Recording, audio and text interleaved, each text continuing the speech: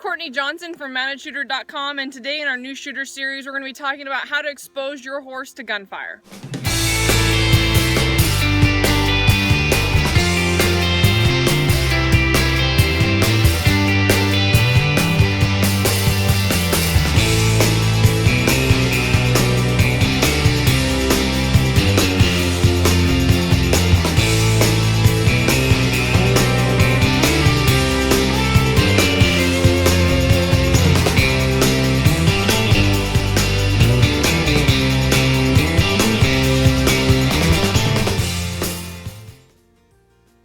Exposing your horse to gunfire can be done in a lot of different ways. Today I'm going to walk you through the way I like to do it. This is not the only way by any means. There are lots of people that do it lots of different ways. So if this doesn't work for you, but you find another way, that's great. Do what's best for you and do what's best for your horse.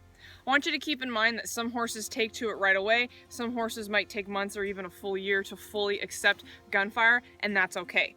The biggest suggestion I'd have when training your horse to gunfire is to take your time and do it right. Just hopping on and starting to shoot full loads from day one may not be the best way to expose your horse to gunfire for longevity and for training purposes. So we're just going to walk through this with my horse Copper here. She's a trained mounted shooting horse, but she's going to be a really good example of the desired behavior that you want from your mounted shooting horse. I like to let my horse smell the pistols before we get started, and then I'm going to have her walk behind me as I just dry fire. Then I'm going to move to dry firing at a 90-degree angle from her. If she moves away from me, I'm going to keep clicking and dry firing until she stops, stands still, and relaxes, or does some licking and chewing. And what I do to one side, I'm also going to do to the other, and make sure I give her a nice pat and a good reward, or possibly a treat when she's done a good job. As she gets better at that and is stopped and relaxed, I want to get closer and closer and closer to her with the gun. So eventually I'm shooting up over the other side of her back. And again, what I do to one side, I'm going to do to the other because we shoot on both sides of the horse. So after I've done just dry firing, what I'm going to do is use some blanks, but I'm just going to have primers in them. So you can see there's no powder, it's completely empty, and it's just got our primer in the bottom. So it's going to make some noise, but not a lot. I'm going to follow the same procedures I did with dry firing, making sure that I'm not moving on to the next step until she's comfortable with the current one. After I finish shooting on primers, I'm going to start shooting half loads, and then I will move on to full loads once she's ready. Once my horse is ready for full loads, I'm going to put earplugs in. Now, getting earplugs in a horse might be another task that you have to work on as well, so make sure that you do that before the first time you ever put them in and start shooting on the ground with your horse. I'm also going to wear earplugs as well because the black powder can get really loud.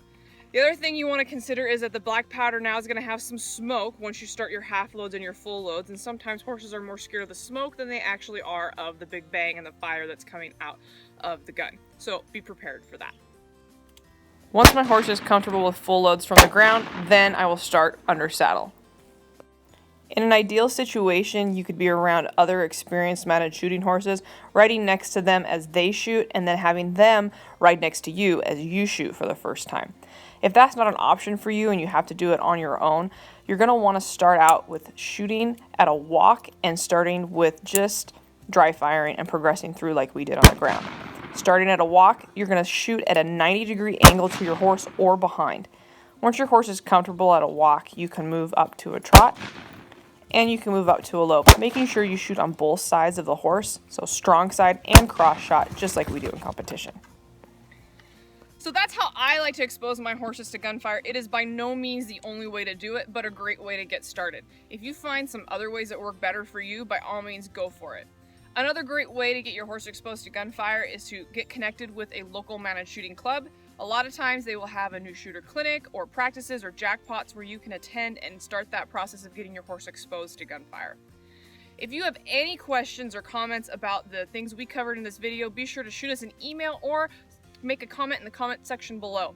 Be sure to subscribe to this channel as well so that you can stay up to date on all new videos that are posted, and don't forget to check out MountedShooter.com for more resources on how to get involved in the sport. Thank you for watching. I'm Courtney Johnson, and we'll see you next time.